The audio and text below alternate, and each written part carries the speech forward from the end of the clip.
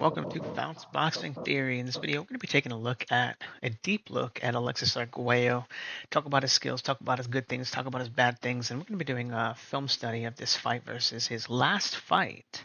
Okay, but we're going to be talking about a few things that are very, very, very important when we talk about what skills are and what skills are not. So a few things we want to take a look at. Okay, is his circling, his ability to move around the ring, his ability to change positions, cross the line, and defend himself all at the same time. And the first thing we want to take a look at this very, very, very bad move. This move doesn't work against people who are as big or bigger than you. If you wind up pivoting on the front foot here, you're going to be exposing yourself. Okay, now take a look at how he takes this big, huge step here. Again, this means that he does not know how to circle within his gait, circle and cross the line and stay safe. If you're not crossing the line, transitioning your weight, and changing positions, these are Fouts boxing rules. You're going to be exposing yourself to being sitting on one side of the line more often, allowing your opponent to set things up against you. So you have to cross the line at some point. A little bit of feinting, and then again, look at him take the big, big, big step here, getting interacted with. Again, look at this massive, massive, massive hole. And Mancini here, right? A smaller guy, like 5'6" versus the 5'11", Arguello.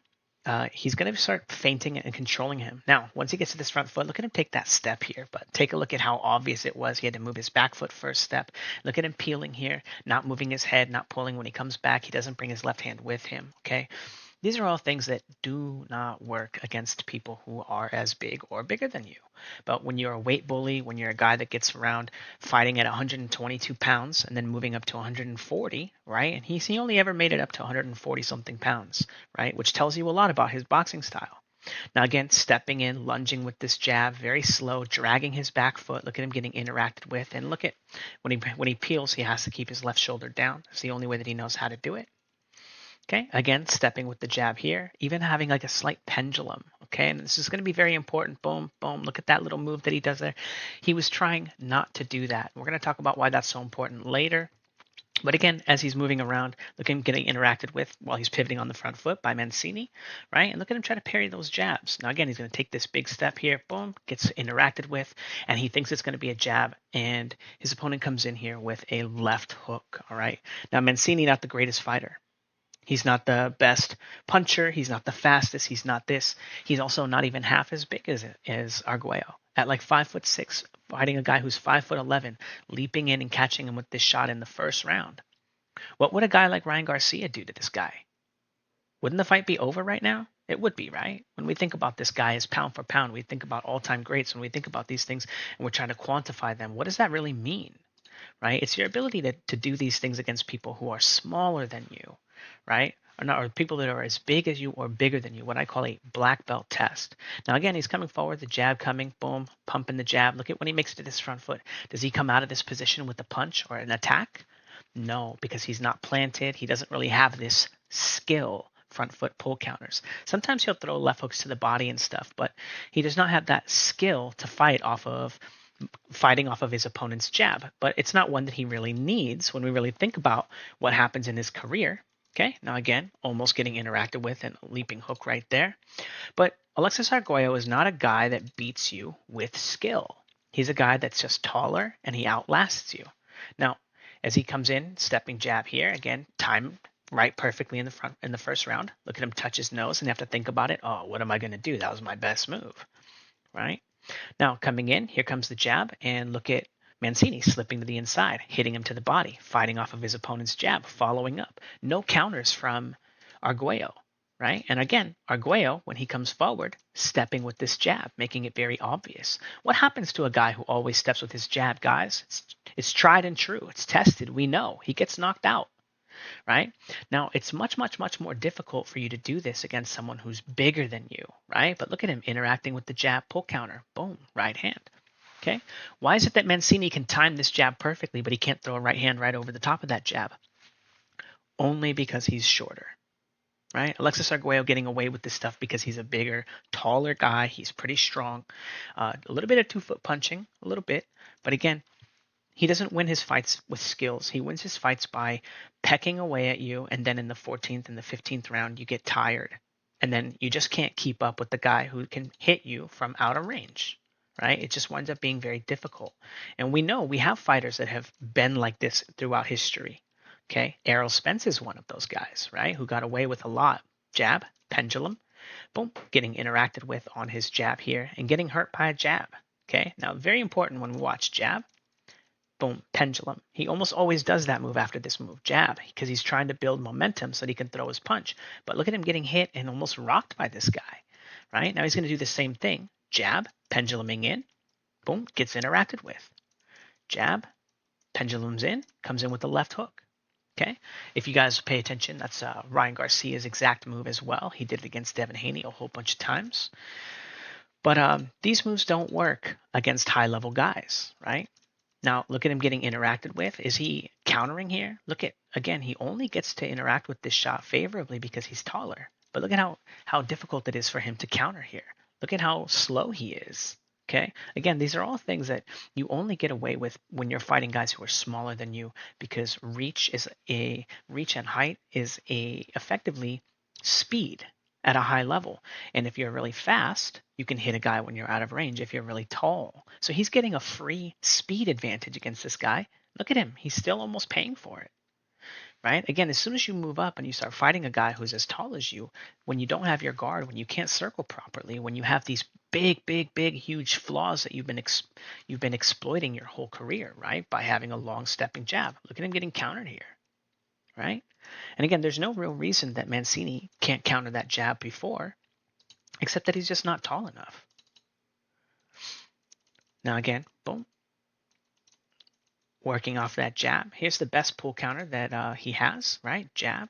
And he gets the guy to lunge into a leaping shot, penduluming, and hits him to the body, right? It's like this best little counter off the jab, but still not very good. Coming forward, stepping jab, again, lazy, gets stuck on the line. He did make it around that, but still eating a shot here.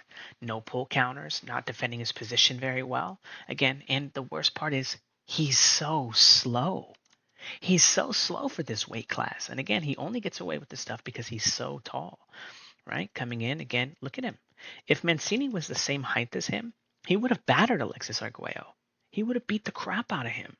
Even looking at the scorecards, he goes down in the 11th round of this fight, and then he's still almost winning on 2 of the cards in the 14th. You know, it's just nuts. Now again, coming forward, right? Stepping jab, getting him, right? Couple times. Look at how slow he is, right? No real speed advantage. He doesn't have the ability to chain any punches together. Okay, boom. Leaping shot, body shot, fighting off of his jab. Again, where's his defense?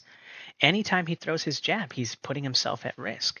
And again, if a guy's not a hard puncher, if a guy can't really take advantage of it, again, because people didn't really know how punching power works until I created all the drills to teach you. And by the way, if you guys are interested, check it out, the Fouts Boxing Academy. Over 100 drills for you to work on so you don't wind up looking like a bum like Alexis Arguello. So you can learn to catch and block and slip and move around the ring. And when you find yourself in a black belt test like Ray Mancini here, you'll be able to beat guys who are just coming forward, jabbing forward, pendulum, who just have big advantages and don't really know how to fight. Okay, now this is an example of someone here, Errol Spence, jab, penduluming, coming in with the 2, right? Trying to do the same thing against Terence Crawford. Okay, boom. And now he's going to do the exact same move here, jab, pendulum, and as he comes in, boom, getting stuffed. Okay, look at this lightning fast shot. This is a pound for pound talent. This is an all-time great. Okay, and look at how easily he dispatched of Errol Spence. Okay, again, if you guys are interested, again, this fight, I did a complete breakdown of this fight. I talked about all the reasons why Crawford was going to win, why Spence was going to lose, and I proved it in my film study. Again, I said it was a complete mismatch. And if you want to learn how, you want to see the drills, the ways that I recommend fighting, the things that I recommend training, the ways, the very, very, very extremely explicit moves and drills, extremely particular, nothing left to chance. I will tell you every single part of your body that you should be moving, exactly how, okay? How to move around. Again, check it out. There's over 100 drills. There's over 60 members. It's a community of people learning the Fouts Boxing combat system so that they can all be great fighters. Okay. Also, I'm the first coach in history to be able to crack punching power and to be able to teach punching power to absolutely anybody. I know exactly how to do it, exactly how to teach it. Not only am I going to teach you how to throw your best punch, but I'm going to teach you how to make it harder. I'm going to teach you how to make it faster. Okay, I'm the first coach in history to be able to crack it. And anybody else teaching punching power, teaching positions, they're all teaching derivatives of my theory that I've been teaching on YouTube for 7 years. Even funny videos of Shane Mosley trying to teach positions, trying to teach people how to change and transition their weight. Those are my drills. Those are my theories. That's how I teach people. Okay, so if you want to check it out. Fouts Boxing Academy. Blah blah blah blah blah. I'm the greatest coach in history. Check it out. But again, Alexis Arguello, you know, exposed, right? Jabbing, penduluming, right? Look at him pivoting on that back foot here and getting countered. Again, this guy just would not last. He would not hold up the test of time. Okay. And now we're going to watch this a little bit in fast mode. We're not going to watch the whole thing, but I just want you to pay attention to Alexis Arguello. Even in playback speed, a high playback speed, he still looks slow, right? And he can't stop this guy who has his hands down, right? Interacting with them. Now, what happens when a guy gets into this position? Look at what position his opponent is in, Scott Walker. Isn't he in a perfect position to start blasting him? But this is not a position that Ray Mancini could find himself in because he was so short. He get interacted with from so far away. But as soon as Alexis Arguello starts fighting someone who's taller than him, only by 1 inch, he really shows what a bum he really was. How all the advantages. Now, again, check him out. Look at him throwing this jab here. I mean, maybe. Stepping jab here. Boom. Look at his back foot. Penduluming. Forcing him, right? Because he doesn't know how to control the momentum. Again, this is a lethal flaw when you don't have an advantage, when you're not the bigger, stronger, or the bigger, longer guy, when you're not a weight bully, right? When your opponent can actually make you pay for your mistakes, you actually have to iron them out. But guys like Alexis Arguello, who can't even throw a right hand without falling off balance. And this is a product of him moving around and always being a bladed stance fighter. Again, fighters who sit on one side of the line with their left shoulder to the line, those are called bladed stance fighters, karate fighters, right? Bivol is likely one of the best ever, and he still sucks, right? His ability, his overall ability and positioning, not that good, right? Terence Crawford would likely, especially if Terence Crawford was 6 feet tall, but Terence Crawford would likely beat the crap out of Dimitri Bivol as well, right? Even though he's at such a deficit at height and reach. But even Dimitri Bivol, who's likely one of the best karate boxers ever, let's go ahead and just play this, has the same problem, right? It's a huge problem for fighters who are not positional based fighters. And again, if you want to learn more about this stuff, check out the Fouts Boxing Academy. I created positional boxing and learning how to fight on both sides of the line. But as we see Alexis Arguello following him around, we can see that he can't even put 2 punches together to take advantage of a guy who has his hands down. Right? How common is it for a guy to be able to throw a lightning fast 1-2? But here he is, jab, penduluming, falling off balance. He can't even catch a guy who doesn't even have his hands up, right? Now, again, what happens when you fight a guy who's going to follow up, who's the same height as you? He's going to start exposing your bad defense. Look at Alexis Arguello getting tapped up right there for no reason other than his defense sucks, because he's used to fighting people who, after they make those moves, he's already pendulum stepped off the line so far away that they can't follow up. Did he follow up there? Was he able to chain a 3 to that? Right? And the guy that he's fighting is like 17-3. He's not a world beater. He has like 6 knockouts. Okay. Now again, take a look at Alexis Arguello. Back foot, front foot, stepping jab, boom, gets interacted with. His back foot is coming. He's forced to pendulum. He pulls. Does he come up with the punch? Does he have his left arm block up? Is he choosing the side of the line? No. And he gets interacted with. And look at his terrible defense. He doesn't have any defense. Boom, boom, boom, boom. And look at him get rocked. He gets rocked right here in the first round by a bum who only has like 8 knockouts. All because his defense sucks. All because all the ways that Alexis Arguello learned to fight are fake. Okay? He's a weight bully.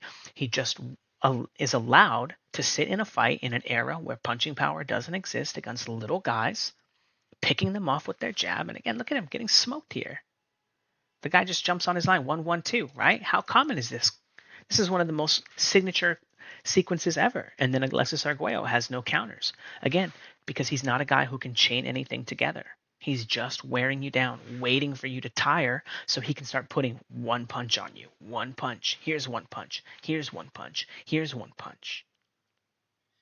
But he's not some combination puncher. He doesn't have any particularly good setups. He doesn't have any, right? He just has to jab onto your line and hope that you don't interact with him because you're either too far away and too small, or you're too tired already from running in circles, being afraid of him, right? But what happened as soon as somebody stepped up to Errol Spence and sat on his line and started punching him in the face? They beat the crap out of him, right?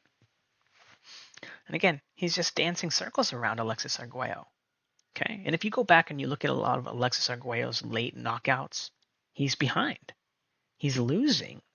And people applaud this, but a guy this big should not be having that much trouble, especially fighting a guy who has no defense himself, especially a guy who can't even keep his hands up, especially a guy who's not even really setting any of his punches up. 1-1-2. Okay, come on.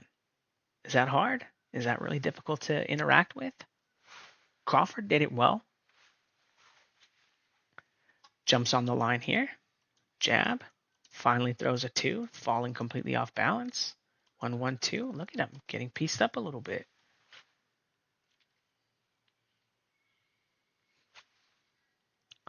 Little signature move here.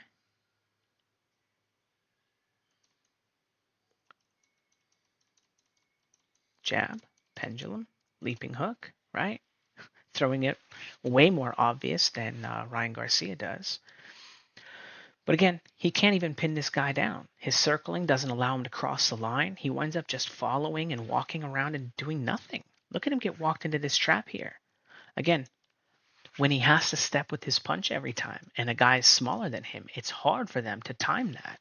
But when you see him actually throwing this shot against someone who's as big as he is, you're like, wow, that was really bad.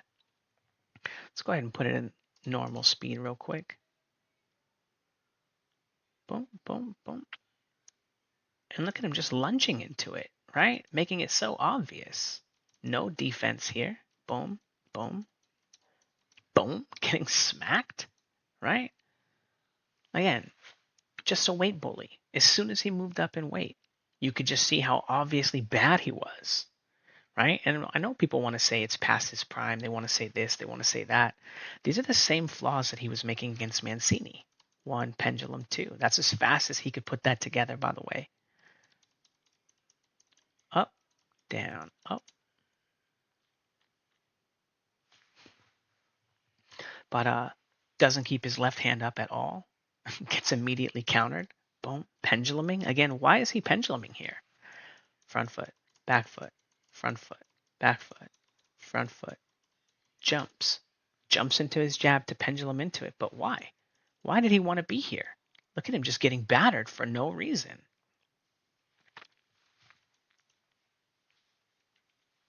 Anyway, Alexis Arguello was a bum. He was a weight bully. He fought in an era, again, even when he fought Aaron Pryor, right? Had to have a 15-round fight. Wouldn't fight him 12 rounds because he knew that his only shot to win was just to wear the smaller guy out and then hope that you can beat on him and steal some free rounds. But again, he doesn't even have punching power for his height, right? Landing big shots like that against this guy who has no guard. Right? The guy's just completely outwalking him, circling, moving, going anywhere he wants. Doesn't even have to keep his hands up at all. Alexis Arguello can't even threaten his positions. Is he going to throw a right hand? Where's the rear hand? There you go. Look at that. Look at how obvious it is, though. Can't make it out of the position, right? Falling off balance. Very surprised there's no counters there, but there will be. Again, jab, pendulum, 2. Look at how slow he is. He still might be getting him. I don't know. Miss. Nope. Right over his head. And again, is that a fast 1-2, guys? No. This guy just does not have the skills to keep up. He does not have the skills. Again, he got along fighting smaller guys. And again, there's a guy, Ernesto something. Look at him. He can't even deal with that jab. Pendulum 2. Bop. Off the line. Anyway. Enough bashing Alexis Arguello. He's a weight bully. his skills don't match the test of time, he wouldn't be able to compete in today's field of fighters. Even at 5'11", even being a decent-ish puncher, um, I wouldn't even pick him to be able to beat someone like Oscar Valdez. I would pick Oscar Valdez to beat the crap out of Alexis Arguello. Anyway, if you guys are skeptical, check out the Fouts Boxing Academy. It's $20 to sign up, $20 a month. If you want private coaching, you want someone to take a look at all your training whenever you send it in, yada yada yada. It's $400 for the year, and you get private attention. Also, there's way more drills and way more cool stuff that I teach people who get the private stuff versus the other stuff. But if $20 is a lot, send me a message.